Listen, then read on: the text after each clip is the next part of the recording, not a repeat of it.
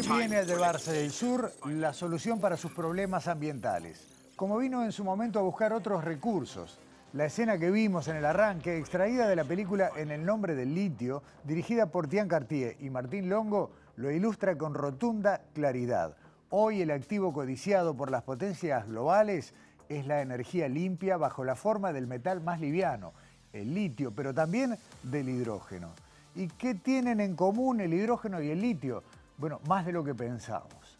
Ambos conjuntamente parecen ser la solución para una parte del problema del cambio climático, la porción vinculada a las emisiones de carbono como generador de energía.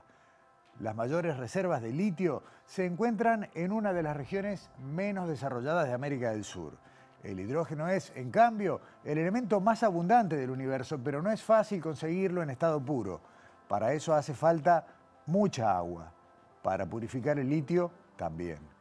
Los conflictos que hoy asoman tienen que ver con la producción del litio y pueden ser los mismos que traiga la producción de hidrógeno. Necesitan abundantes cantidades de agua, preferentemente agua dulce. A cambio, se nos ofrecen vagas promesas, modernos espejitos de colores. Hoy vamos a dedicar buena parte de nuestro programa para explicar problemas, pero también posibles soluciones vinculadas al litio como elemento fundamental para el almacenamiento de energía. Y vamos a hablar también de otro gran desequilibrio que debemos resolver, el del uso del fósforo como fertilizante, tan útil en la tierra y tan nocivo en el agua. Comenzamos este Sobre Ciencia con un repaso con el salpicón, con las principales noticias científicas de la semana.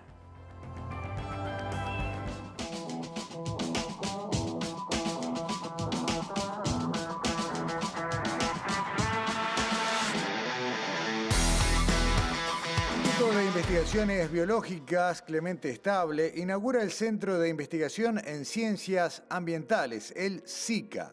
El objetivo de esta iniciativa es promover la investigación interdisciplinaria y horizontal en temáticas vinculadas a las ciencias ambientales, tanto dentro de los grupos de investigación propios como en colaboración con otros grupos de organismos e instituciones nacionales, regionales e internacionales. El CICA procurará potenciar la colaboración científica, complementar los conocimientos científicos con los saberes locales y contribuir con la jerarquización social de la importancia de la salud de los ecosistemas, su conservación y el uso responsable de los bienes comunes.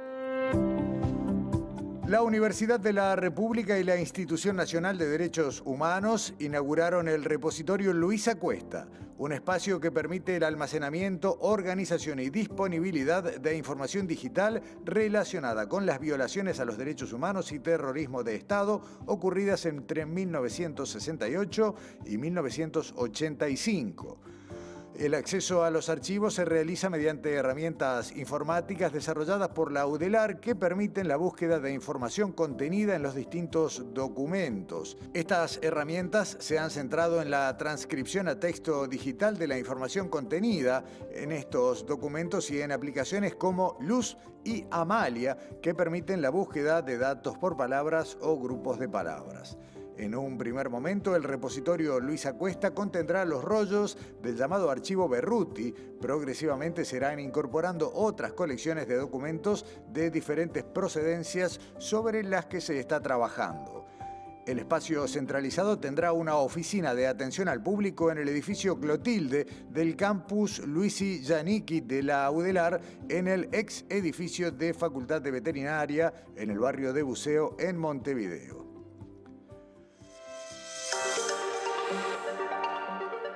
Según coinciden el Instituto Uruguayo de Meteorología y grupos de investigación de Facultad de Ciencias, durante las próximas 2 semanas las precipitaciones seguirán siendo escasas en la cuenca del río Santa Lucía, con un estimado de menos de 15 milímetros. Esta cantidad es insignificante considerando la situación actual de la cuenca, ya que la lluvia es absorbida por el suelo antes de llegar a las represas.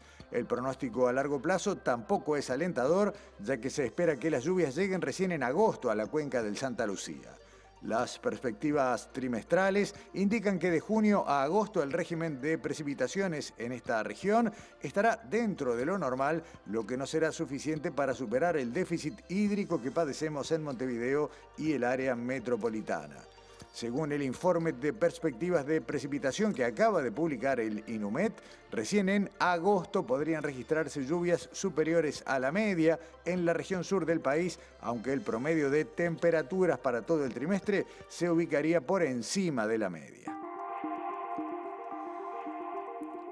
El Olympicetus thalassodon, que nadó a lo largo de la costa del Pacífico Norte hace unos 28 millones de años, sería el antecesor de los delfines, según un artículo publicado por el paleontólogo puertorriqueño Jorge Vélez Juarbe del Museo de Historia Natural de Los Ángeles, en Estados Unidos.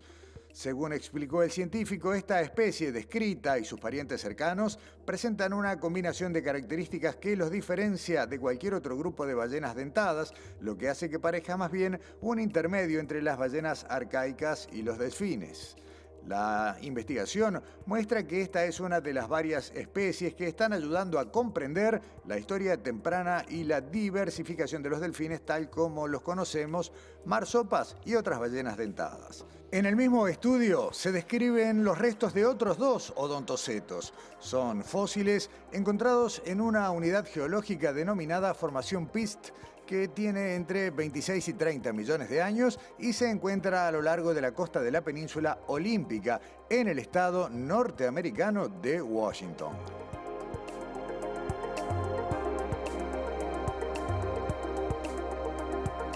Y como dijimos al inicio de Sobre Ciencia, hoy vamos a hablar del litio, un poco desde la ciencia básica, pero también desde las ciencias económicas y desde la geopolítica. El boom de las llamadas energías verdes hace que estemos frente a un nuevo empuje extractivista. Es decir, el norte desarrollado, con promesas que son tentadoras para algunos, viene a abastecerse de materias primas al sur para seguir cubriendo sus necesidades. Y si bien el litio está en el centro de las polémicas, no podemos dejar de pensar que algo similar puede suceder en Uruguay, en nuestro país, con la producción de hidrógeno, que tiene un patrón similar. En definitiva, se trata de exportar una materia prima que requiere para su producción factores naturales como la energía del sol, del viento y el agua dulce.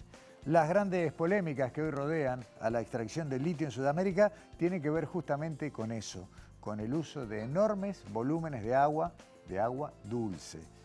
¿Cuáles son hoy los principales productores de litio del mundo? Bueno, lo vemos. Australia, 61.000 toneladas al año, Chile, 39.000, China, 19.000 y Argentina, 6.200 toneladas. Pero acá hay que aclarar que la producción de Australia es diferente a la que se practica en América del Sur. El litio de allá, de Oceanía, no proviene de salares, sino de canteras, donde se presentan rocas que luego tienen que ser trituradas y tostadas para producir espodumena. Es un material que contiene aproximadamente un 6% del litio. El uso del agua allí no es intensivo, aunque hay otros problemas ambientales asociados. Toda esta producción, la australiana y la sudamericana, tiene, como vemos en esta otra placa, solo un destino prácticamente, China. El 73% de las baterías de litio que se fabrican en el mundo se hacen en China. Después, muchísimo más atrás, tienen un lugar casi equivalente Japón, Corea del Sur y los Estados Unidos. Pero esto en cuanto a la producción, a lo que se usa hoy. Pero ¿dónde están las reservas de litio? Y acá nos venimos más cerca.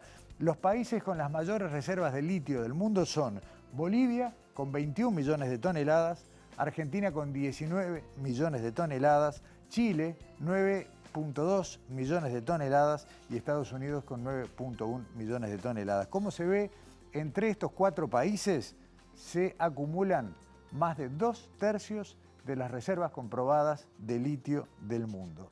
¿Y dónde está entonces el mayor reservorio global? Acá lo vemos. Se le conoce como el Triángulo del Litio, abarca un tramo del sur oeste de Bolivia, del noreste de Chile y del noroeste de Argentina. Los salares de esa región son los que tienen la mayor cantidad de reservas comprobadas de litio en el mundo. Vamos a conocer ahora un poco más de qué está sucediendo en estos países, qué pasa en el Triángulo del Litio, qué grupos de interés están protagonizando una enorme expansión extractivista y cuáles son los problemas asociados. y para eso le vamos a agradecer muchísimo a Ernesto Pico, quien es periodista, es docente, es investigador de la Universidad Nacional de Santiago del Estero, doctor en Ciencias Sociales y en Comunicación, recorrió todo el Triángulo del Litio, plasmó lo que vio y lo que preguntó en este libro, un libro altamente recomendable, Crónicas del Litio, está editado en Argentina por Ediciones Futurock. Desconozco si se conoce en Uruguay, pero bueno, está cruzando todo el mundo a Buenos Aires y se los recomiendo. Ernesto, gracias por acompañarnos en Sobre Ciencia. Bienvenido. ¿Qué tal, Gustavo? Un gusto escucharte. Buenas tardes. Buenas tardes, un placer. Este libro arrancó con el tapabocas puesto, ¿no? El recorrido lo hiciste durante lo que era el tramo final de la pandemia. Sí, en medio de la pandemia, que coincidía con el momento en que, bueno, hace unos cuantos, un par de años que empezaron a aparecer cada vez más noticias sobre el litio. No sé allá en Uruguay, pero aquí en Argentina por lo menos teníamos cada vez más noticias, entonces me fui a recorrer un poco el territorio, por Salta, por Jujuy, por Catamarca, que es el norte de Argentina, el norte de Chile y el sur de Bolivia, para tratar de ver qué estaba pasando en los territorios, ¿no? Cada uno de estos territorios tiene una situación distinta y veíamos que no es lo mismo lo que son reservas comprobadas que producción. Cada país tomó decisiones diferentes. Pero antes de entrar en ese recorrido, digamos, país por país que hiciste, te quiero preguntar por qué, si para una buena parte del mundo el litio es presentado como la gran solución, ¿por qué a nosotros nos presenta desafíos, problemas e incluso está vinculado de alguna manera con los estallidos sociales que hemos visto, por ejemplo, en la provincia de Jujuy en estos días? Y bueno, sencillamente porque la pregunta es de quién es y quién se lo puede quedar, ¿no? De quiénes son esos. Bueno, hoy se habla de bienes comunes, se prefiere hablar de bienes comunes antes que de recursos naturales. eh, y por eso es que estamos teniendo una serie de conflictos en Argentina, como también los ha habido en Chile y como también los ha habido en Bolivia, ¿no? Se van activando en distintos momentos en estos territorios que son fundamentalmente en salares, en zonas muy alejadas, donde no llega el ojo público generalmente, donde las comunidades están dispersas, eh, y que, bueno, están viniendo empresas de todo el mundo a intentar extraer el litio en la región. Algo que en Argentina, por ejemplo, se extraía desde la década del 90, pero se usaba para fines que tenían que ver con la industria farmacológica, la industria aeronáutica, pero con el aumento de la demanda y con el aumento del precio a partir de su uso para las baterías de teléfonos celulares, de computadoras, de paneles solares y sobre todo de la electromovilidad, eh, han empezado a hacer sus trámites en Argentina solamente una veintena de empresas que están, bueno, a punto en distintos momentos de la fila para empezar a extraer el recurso. Lo que pasa es que se encuentran con tierras que algunas provincias consideran que son tierras fiscales, pero allí viven poblaciones originarias que viven en esas tierras ancestralmente y que algunas están de acuerdo y otras no están de acuerdo con que se trabaje con la extracción del litio en sus territorios, porque hay un impacto ambiental que es importante, que todavía no está lo suficientemente estudiado, por otra parte, y esto, bueno, desencadena toda una serie de conflictos que estallan en algunos focos en distintos momentos, ¿no? Vos recorriste, o por lo menos así lo presentás en el libro, prácticamente triangularmente la zona, ¿no? Arrancaste por lo que sería el límite sur del Triángulo del Litio en territorio argentino, te fuiste para el oeste, recorriste el norte de Chile, después subiste hacia el norte a Bolivia y terminaste de nuevo en Argentina, pero un poco más al norte. Y una cosa que es un elemento común, y por aquí quiero empezar, porque este no deja de ser un programa de ciencia, es que justamente las grandes potencias que vinieron antes que nosotros nos diéramos cuenta, mandaron científicos o se basaron en trabajos muy sacrificados de conocimiento que permitieron, bueno, cuantificar y decir dónde estaban las reservas. Ahí hubo ciencia. Sí, totalmente. Por lo menos desde la década del 50, el Servicio Geológico de Estados Unidos, que venía mapeando, ¿no? con imágenes satelitales y con otros estudios la zona, en aquel momento por otros motivos. Es muy loco porque Claro. se decía que la zona de la Puna o de los Andes era el lugar donde podían irse a vivir en caso de que hubiera una hecatombe nuclear, ¿no? Un lugar de que podía ser refugio para el... Bueno, con ese excuso poco se estudiaba, pero en realidad lo que estaban haciendo era buscando recursos naturales y estaban identificados. hay un ejemplo muy curioso que es que en Chile fueron las empresas norteamericanas que ya estaban trabajando en minería ahí las que empezaron a pedir pedazos de los salares al gobierno chileno porque sabían lo que había ahí y el gobierno chileno no lo sabía, ¿no? Y entonces ahí empiezan a decir, bueno, paremos a ver qué es lo que hay aquí, ¿no? En estos salares donde, en la zona subterránea de los salares, que es lo que efectivamente se perfora para bombear en la salmuera, se encuentra junto con otros minerales el litio. Bueno, y aquí en la década del 70 que se empiezan a intentar avanzar en esa línea, no se sabía, y bueno, empezaron ahí las exploraciones más en profundidad de los salares chilenos, que en Argentina habían empezado un poco antes, en la década del 20, en la década del 30, pero por expediciones así de aventureros, de gente del sector privado que iba con otros motivos y con una curiosidad geográfica. Pero bueno, esto empezó a explotar en la década del 90 y hoy se disparó, ¿no? Empezando por Argentina, que como decíamos, principio y final de este recorrido que plantea el libro, que es, si fuera una película sería una road movie, ¿no? Porque tiene mucha descripción de caminos, países, lugares que dan ganas de conocer. Además, Ernesto, ¿qué pasa? Vos empezás por el Salar del Hombre Muerto, en Catamarca, una zona donde prácticamente vive muy poca gente, pero sin embargo desembarcaron con toda la fuerza. Sí, es curioso porque Livent, que es la empresa estadounidense que desembarcó allí en el año mediados de la década del 90, eh, lo hizo con mucha fuerza y está desde hace unos cuantos años. Nosotros en Argentina tenemos una legislación muy permisiva que le da bastantes privilegios a los capitales internacionales para trabajar en nuestro territorio, que a diferencia de Chile y Bolivia, los recursos mineros son de las provincias, no son del gobierno nacional, y son provincias que son históricamente empobrecidas, ¿no? Y entonces cuando viene una gran empresa de Estados Unidos o de Australia o de China o de Canadá o de donde venga, es una oportunidad para generar ingresos a los cuales estas provincias no están acostumbradas, ¿no? Lo que pasa es que en Argentina hoy estas empresas tienen la obligación de dejar el 3% de regalías, nada más, lo cual es un valor Nada. muy pequeñito, nada.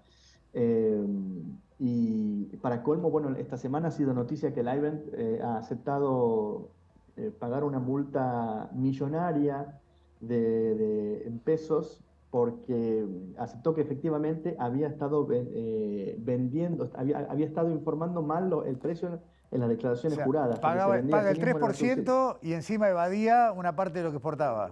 Claro, porque se vendía a sí misma en otra Claro, subsidiaria, ¿no? En un precio mucho más barato de lo que vendía Oro claro. Cobre, Sales de Jujuy, que es la otra empresa que se vende en Jujuy, que está listo en Argentina, y que en algunas dijeron, ¿por qué tanta diferencia? ¿No? Se dieron cuenta que se vendían ellos mismos con un precio mucho más bajo. Quiero decir,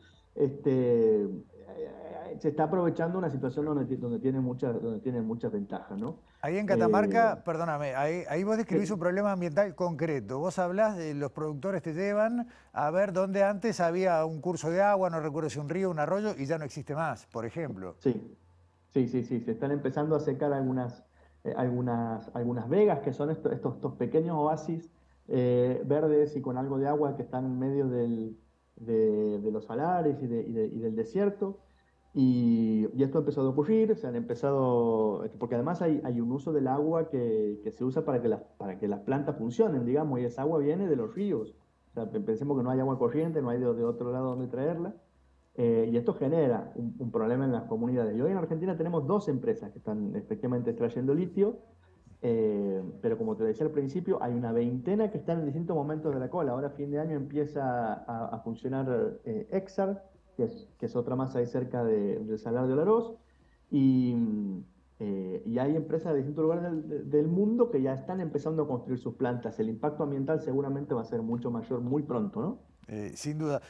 Cruzaste a Chile, donde el escenario, al menos en cuanto a números, es distinto. Chile ya exporta mucho litio, a pesar de que no es el dueño de las mayores reservas. ¿Qué pasó en Chile? ¿Cómo llegaron estos capitales? ¿Y cuál es el vínculo con las comunidades que están allí de manera ancestral? Sí, bueno, Chile tiene una tradición minera más importante. Ahí hay dos empresas que trabajan en la extracción del litio. Una es SQM, que es una empresa de capitales chilenos privada, y otra es Albemarle, que es una empresa norteamericana. Pero lo que es interesante del caso de Chile es que también el perfil de cómo se gestiona el recurso está sujeto a el péndulo de la política, ¿no? Porque Chile pasó de un gobierno más liberal de derecha con Piñera al gobierno más de izquierda de Boric, y antes de que se fuera Piñera, unas semanas antes, él abrió una licitación para ceder unas superficies enormes del desierto de Atacama, que la frenaron la movilización de las poblaciones, ¿no? Se iba a ceder eso a capitales privados cuando ya desde el lado de Boric y su fuerza política habían anticipado que la dirección en la que iba a ir el gobierno era otra, que era crear una empresa pública, estatal, que se encargara de gestionar el litio, que entre paréntesis era una idea que se había trabajado ya durante el gobierno de Michel Bachelet, pero que después quedó en el cajón, ¿no? Entonces se empezaron a avanzar en esas licitaciones para ceder al capital privado extranjero mayores superficies. Unas semanas antes de que terminara el gobierno de Piñera, las poblaciones se movilizaron, lo lograron frenar, y ahora, bueno, se está a la espera de ver qué pasa con este proyecto de la empresa pública en Chile y ver cómo avanza qué posibilidades ofrece eso para el futuro en ese país, ¿no? El modelo de empresa pública, que incluso tenía un capítulo que intentaba hasta generar conocimiento y agregar más valor al litio, fue la idea de Bolivia cuando todavía Evo Morales era presidente. Bolivia tiene las mayores reservas de litio del mundo, sin embargo, en proporción exporta bastante menos. ¿Qué pasó en Bolivia con este intento de que el Estado sea el protagonista y que esto no explote? Sí, en realidad el proyecto de Bolivia era que el Estado fuera el único protagonista. O sea, Livent antes de venir a Catamarca había estado intentando hacer pie en Bolivia. En Bolivia las comunidades no los dejaron aterrizar, entonces se vinieron para acá. Y recién en 2014 empezó a trabajar en el Salar de Uyuni, la empresa estatal de litio boliviano, que tuvo una serie de inconvenientes porque habían copiado el modelo de extracción chileno sin tener en cuenta que el Salar de Atacama y el Salar de Uyuni tienen características geográficas bien diferentes, ¿no? El Salar de Atacama es fundamentalmente seco, en Uyuni llueve muchos meses en el año, entonces tenían muchos problemas para que se complete el proceso de evaporación. Bueno, lo cierto es que el modelo boliviano tiene presencia en distintos niveles de la cadena de valor, porque hoy Bolivia produce litio, tiene las fábricas de batería, e incluso tiene una empresa eh,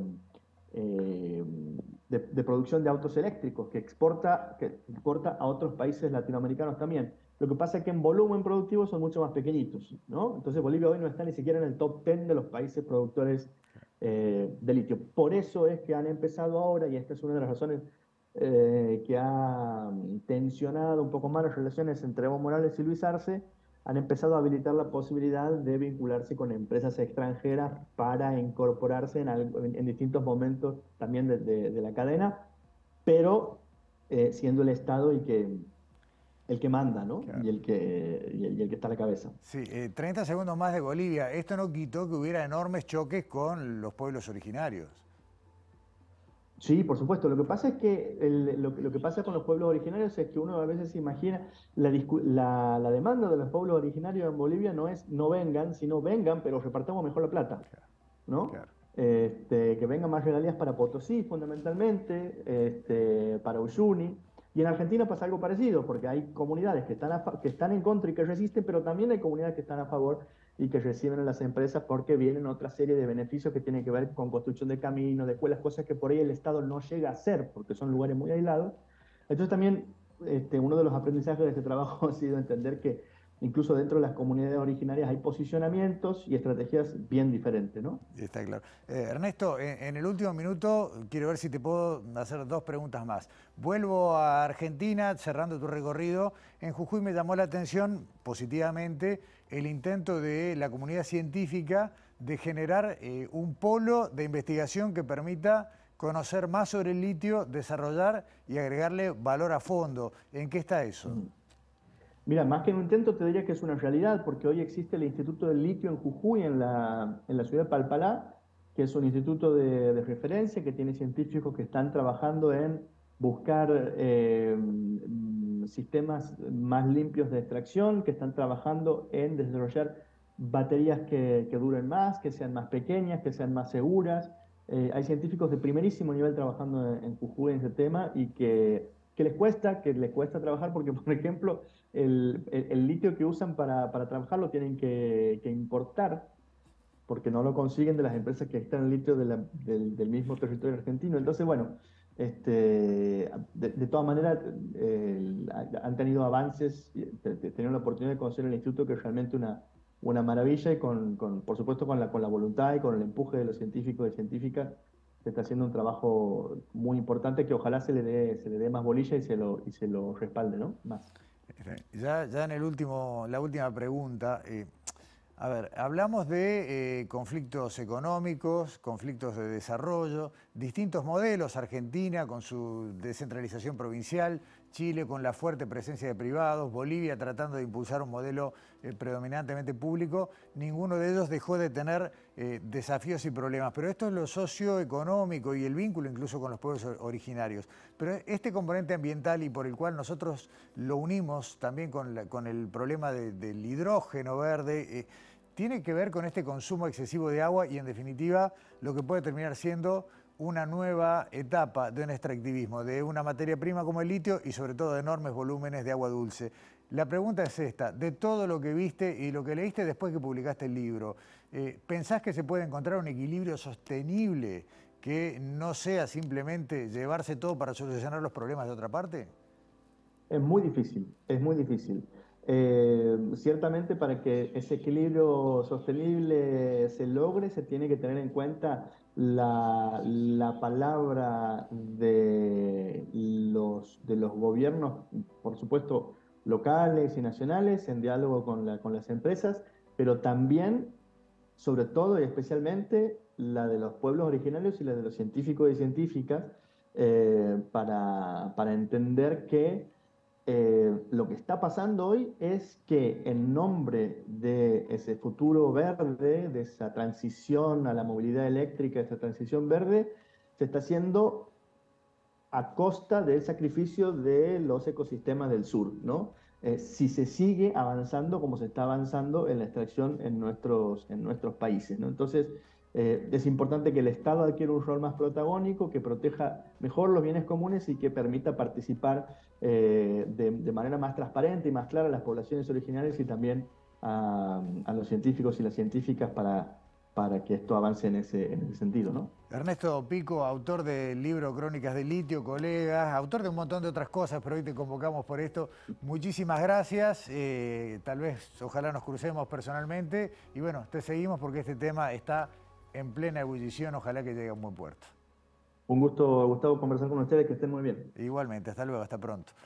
Nosotros vamos a seguir hablando de litio en Sobre Ciencia, nos venimos a Uruguay y vamos a ver cómo desde los laboratorios pueden aparecer algunas soluciones a algunos de estos problemas. Ya volvemos.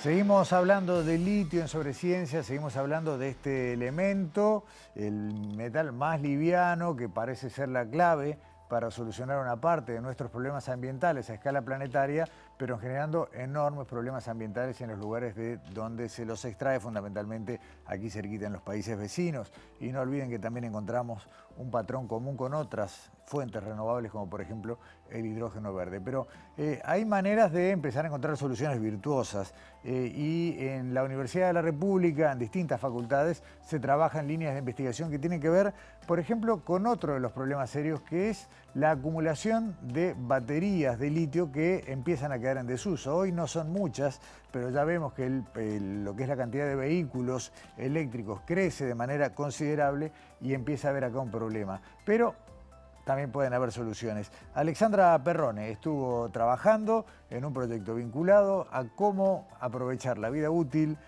extender la vida útil de baterías de litio. Es un proyecto en Facultad de Ingeniería, lo vemos.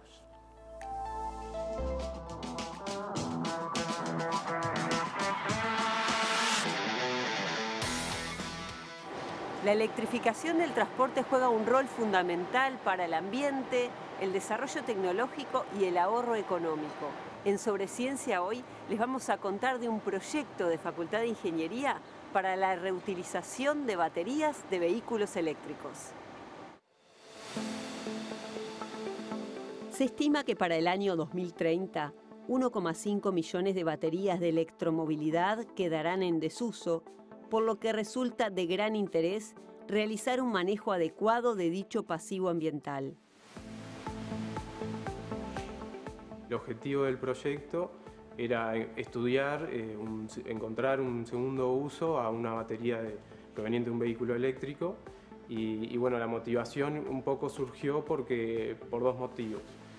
Principalmente las baterías de vehículos eléctricos es un pasivo ambiental de los vehículos eléctricos que va a incrementarse en los próximos años a medida que aumenten la cantidad de vehículos eléctricos. Y el segundo motivo es también que las baterías de los vehículos eléctricos son reemplazadas de los mismos cuando su capacidad y potencia se reduce a un 60 o 80% del valor original. Entonces, si bien no sirven más para ser utilizadas en los vehículos, todavía se pueden utilizar en otras aplicaciones menos demandantes, por ejemplo, como almacenamiento estacionario de energía o en aplicaciones de movilidad eléctrica, pero en vehículos de micromovilidad, que serían vehículos más chicos, por ejemplo.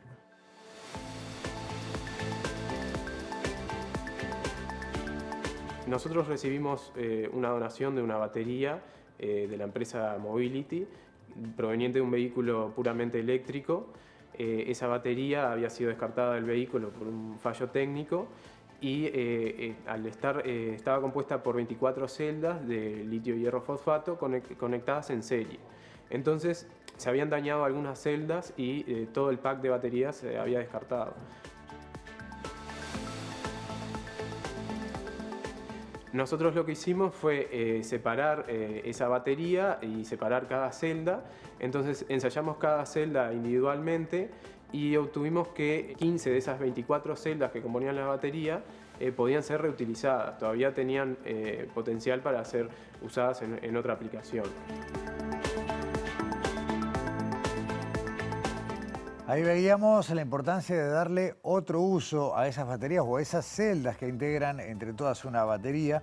Y allí el Instituto de Ingeniería Eléctrica de Facultad de Ingeniería, bueno, allí se instaló un laboratorio en el que se pueden probar distintos tipos de batería de vehículos eléctricos. En la segunda parte del informe vamos a conocer qué instalaciones tiene este laboratorio y cómo se usan.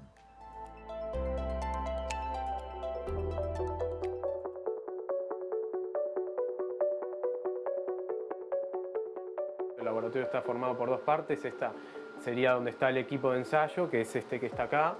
Es un equipo que nos permite realizar cargas y descargas controladas a la batería. Esto sería inyectarle y extraerle corriente según cómo lo programemos. O sea, podemos ajustar la duración de los pulsos de corriente que queremos extraerle o inyectarle y también el voltaje y el amperaje de esos pulsos.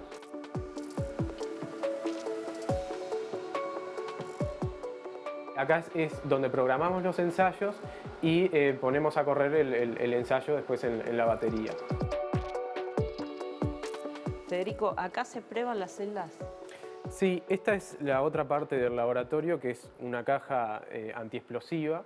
Es un lugar en donde nosotros colocamos las celdas y las baterías para ensayar, por un tema también de seguridad, en un caso de que ocurra algún accidente con la batería. Las baterías son elementos peligrosos que si se tratan como no se deben pueden llegar a incendiarse e incluso a explotar. Acá están conectadas las 15 celdas que identificamos como reutilizables, las conectamos en serie. Este dispositivo de acá se llama BMS, es un dispositivo electrónico que lo que hace es gestionar y monitorear cada celda individualmente y toma la medida de voltaje desde cada celda.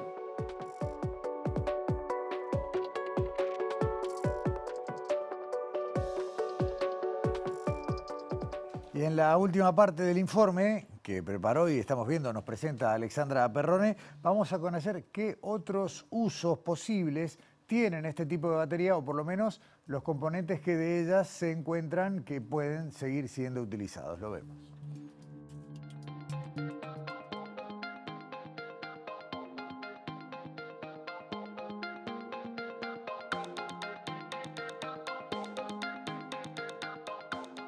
El banco de baterías que nosotros hicimos fue diseñado ya pensando en un uso en micromovilidad eléctrica, concretamente para utilizarlo en un triciclo eléctrico, pero también podría ser utilizado como almacenamiento estacionario de energía. Por ejemplo, para dar un ejemplo, la batería tiene unos 2.400 watts y podría alimentar una lamparita incandescente de 100 watts durante un día, por ejemplo. Hay que saber que esa batería se puede recargar, entonces esa duración podría llegar a aumentar.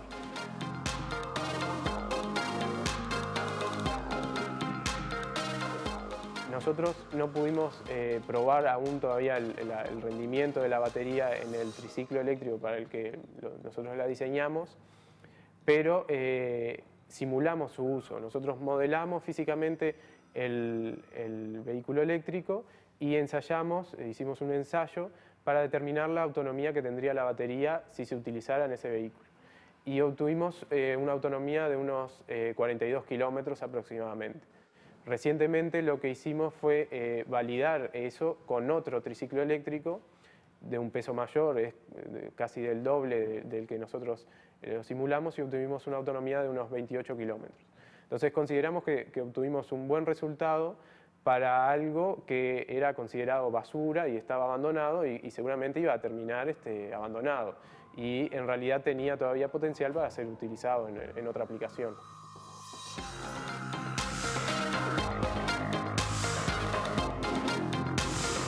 Claramente como una batería completa que agota su vida útil puede transformarse en baterías de menor capacidad, pero con potencial para seguir sirviendo y extender así el uso y evitar el desperdicio. Pero, ¿qué pasa con las celdas de estas baterías o con las baterías completas que ya agotaron totalmente su vida útil? Bueno, hay un proyecto que se desarrolla en el Polo Tecnológico de Pando, de Facultad de Química de la Universidad de la República, que investiga sobre las maneras de recuperar el litio y otros metales que se usan a nivel global para acumular energía. La conversación es con Néstor Tancredi. Fuimos a Facultad de Química primero y al Polo de Pando después. Tancredi es profesor titular de Físico-Química, encargado del área de energías renovables del Instituto Tecnológico de Pando y lidera un proyecto financiado por ANI que busca desarrollar conocimiento local sobre la eventual recuperación del litio de baterías agotadas.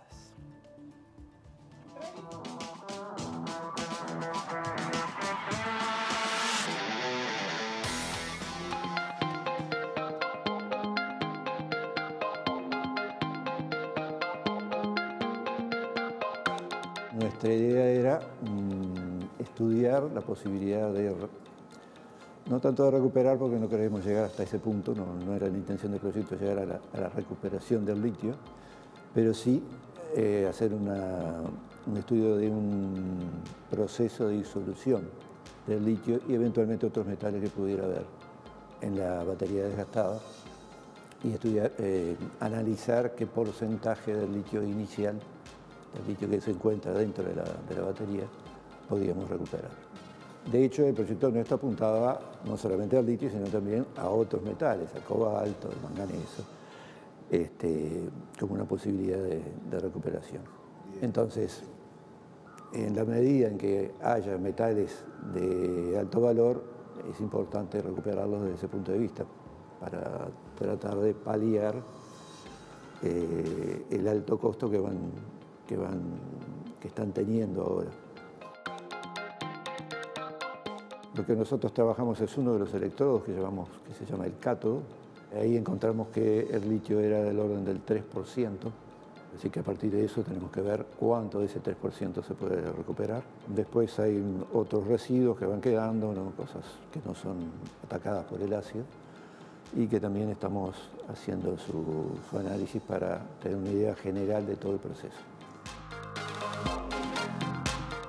El aprovechamiento del litio que podamos obtener, hay estudios que indican que muestran cómo se puede regenerar el cátodo que teníamos inicialmente. Es decir, uno desarmó completamente esa estructura del litio, hierro y fosfato, pero lo puede volver a armar. Es una opción que estamos contemplando, no sabemos si vamos a ser capaces de lograr eso, ojalá que sí. De lo contrario habrá que ver qué otras posibilidades hay para poder reutilizar ese litio. Bueno, y con la gente con Sobreciencia fuimos al Polo Tecnológico de Pando, donde Néstor Tancredi nos mostró, por un lado, cómo es que hay dentro de las baterías más modernas que están equipando los vehículos que ingresan al mercado uruguayo y qué se hace o qué técnicas se experimentan para intentar extraer el litio de sus componentes. Vemos la segunda parte del informe, insisto, filmado allí en Pando.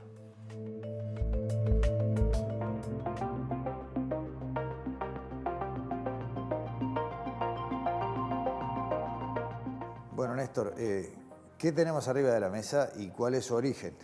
Bueno, tenemos dos baterías que son dos partes de la batería que provienen de un vehículo eléctrico monoplaza que nos fue entregado por el Instituto de Ingeniería Eléctrica de la Facultad de Ingeniería, que ellos previamente han hecho algunos ensayos para el reciclado de reutilización de estas baterías y todavía contienen en el interior el cátodo y el ánodo original.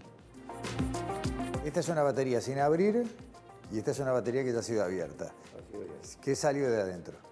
Bueno, lo que sale de adentro es el material que compone lo que se llama el cátodo y el ánodo, que siempre se encuentra dentro el positivo y el negativo de una batería. Entre los dos producen un cierto voltaje y eso es lo que, debido a una reacción química, y eso es lo útil de la batería. Tanto ánodo como cátodo están en estas láminas. Son láminas, una es una lámina de aluminio, otra es una lámina de cobre, que están recubiertas por, en el caso del cátodo, por un compuesto de litio, en el caso del ánodo por grafito y algo de litio que también puede contener. Están separadas por esta lámina.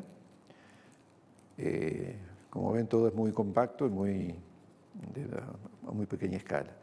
Perdón, adentro de una batería como esta, ¿viene un solo componente de este tipo o vienen varios? No, lo que viene es como si fuera una lámina muy larga. Plegada. Plegada, ahí está.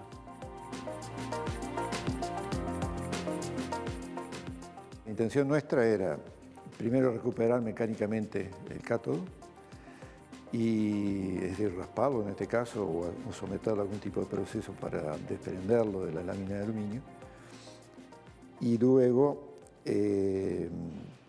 hacerle un proceso hidrotérmico en el reactor que tenemos aquí en el laboratorio. Lo ponemos en presencia de un ácido débil, que es el ácido cítrico, pero que en las condiciones de alta temperatura o mayor temperatura a la que se pueden someter dentro de ese reactor, se puede utilizar una menor concentración de ácido para lograr el mismo objetivo que en el caso de un tratamiento a temperatura ambiente. Entonces, nuestra intención es estudiar las distintas variables, temperatura, tiempo, concentración de ácido, para ver en cuál de ellas la recuperación o la disolución del litio y de otros metales que pueda haber es mayor.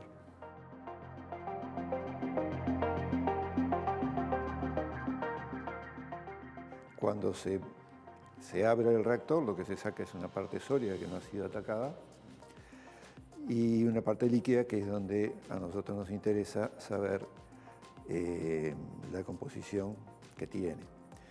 Esa parte líquida es esta que vemos acá. que debiera ser ácida, que después sometemos a un análisis para ver qué composición tiene y de ahí sacar, por cálculos, cuánto es la cantidad de litio que ha sido disuelto. Hecha esa separación, ¿ese litio tiene las mismas propiedades? Digamos, ¿podría hipotéticamente volver a ser material para revestir ánodo de cátodo de una batería? ¿O pierde alguna propiedad atómica? No, es el mismo litio en el mismo estado de oxidación. De manera que haciendo los tratamientos adecuados se puede llegar al material original, que el material original está formado por un átomo de litio, un átomo de hierro, un átomo de fósforo, 4 átomos de oxígeno. Hay que afinar un poco los resultados, los ensayos, para ver efectivamente cuál es la eficiencia del proceso y eventualmente pensar en alguna posibilidad del estudio de recuperación del litio con otro tipo de proceso. Bueno, y hasta acá el litio. Nos quedamos sin batería con este tema en Sobre Ciencia por hoy. A la vuelta de la pausa vamos a venir con un informe que nos preparó Daniela Hirschfeld para hablar de otro elemento químico que también tiene dos caras, ¿no? Como la moneda. Vamos a hablar del fósforo. Así que nos esperan un minuto y ya estamos de vuelta.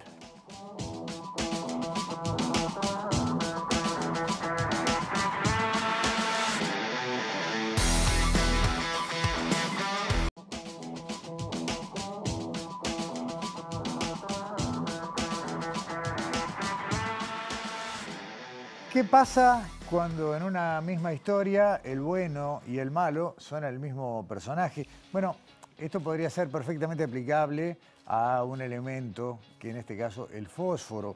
Es un elemento presente en la naturaleza, ustedes lo saben, está en nuestro organismo, es esencial para la vida. Plantas, animales, humanos, necesitamos de fósforo para un montón de funciones biológicas básicas.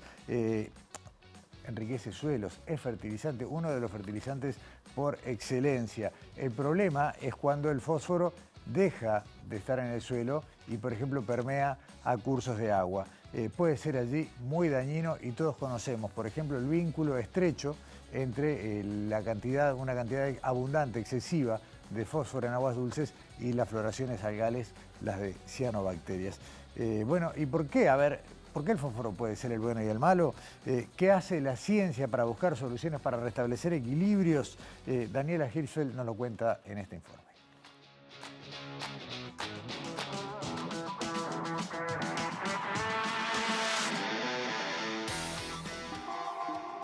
¿Qué pasa cuando en una historia el bueno y el malo son el mismo personaje?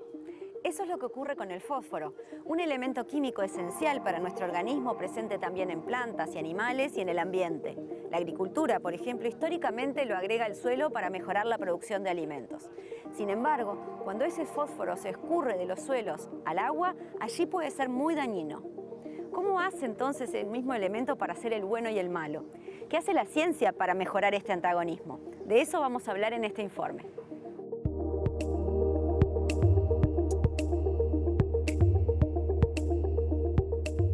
El fósforo forma parte de todos los organismos, plantas y animales, está en nuestro ADN, está en nuestros huesos. Para la producción de alimento, para las plantas, es absolutamente necesario. Entonces, ¿de dónde sacan el fósforo las plantas? Lo sacan del suelo. En la medida que el ser humano empezó a evolucionar a sociedades más desarrolladas, empezó a cultivar la tierra y por lo tanto empezó a agregarle restos. Restos de alimentos, restos humanos. Eso eran en aquel entonces los fertilizantes que utilizaban. En esos fertilizantes en esos restos estaba el fósforo. Ellos no lo sabían. Más adelante, en la medida que la agricultura fue evolucionando, el fósforo pasó a ser un fertilizante en sí mismo.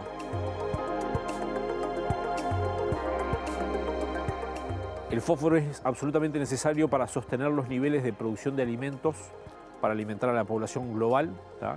Pero por otro lado, el fósforo en exceso termina en un bien muy importante para la sociedad, justo ahora además, como es el agua. Y en el agua genera graves problemas de calidad de agua. Desde la ciencia estamos atacando las dos partes del asunto.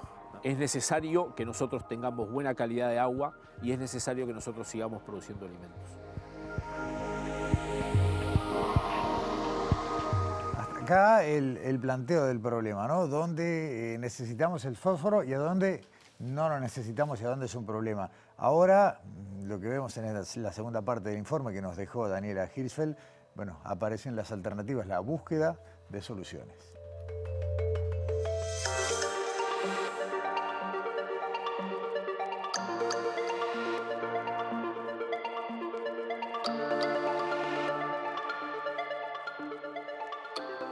Uruguay tiene una gran diversidad de formaciones geológicas, ¿no?, sobre las cuales se ha generado una gran diversidad de suelos, ¿no? Entonces tenemos suelos desde muy ricos en nutrientes a suelos muy pobres en nutrientes, que son casi que la inmensa mayoría de los suelos del Uruguay.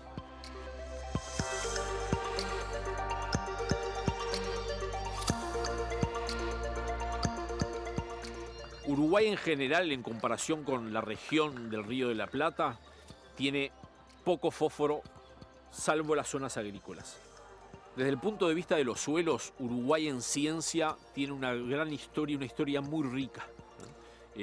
Fuimos pioneros en las clasificaciones de suelos, las caracterizaciones de niveles de nutrientes. Hoy por hoy, lo que me aboca a mí en la diaria de trabajo es estudiar los mecanismos que tienen las plantas para hacer una adquisición eficiente y un uso eficiente del fósforo, ¿no? Para eso vamos a los ambientes que son pobres en fósforo. Yo fui al campo natural del Uruguay, que las regiones donde hay campo natural son extremadamente pobres en fósforo, y fui a ver qué es lo que hacen las plantas con el fósforo ahí, para después, en un futuro, trasladarlo a ciencias de mejoramiento genético vegetal, a ciencias de sistemas de producción, donde uno pueda desarrollar cultivos, que en otras partes del mundo se hace, más eficientes en la captura y en la utilización del fósforo.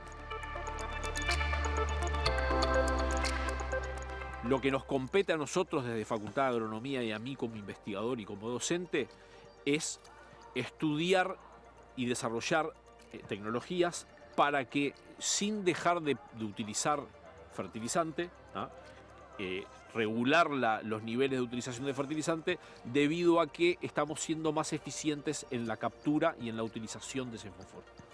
La parte mala de la historia, en contraposición con lo anterior, es que el fósforo, cuando llega al agua, genera graves problemas de calidad de agua debido a la presencia, a las afloraciones de algas, cianobacterias, debido a otros problemas, los sedimentos, ¿no?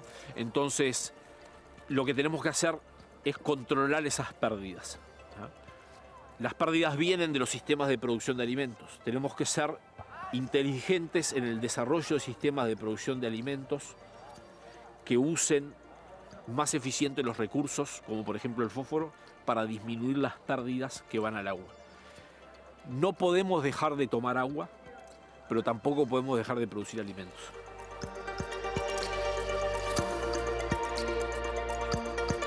Bueno, con esta sentencia, ¿no?, básica, pero que a veces perdemos de vista, muy frecuentemente perdemos de vista, cerramos nuestro programa de hoy. Muchas gracias por acompañarnos aquí en TV Ciudad y los esperamos en Sobre Ciencia la semana que viene.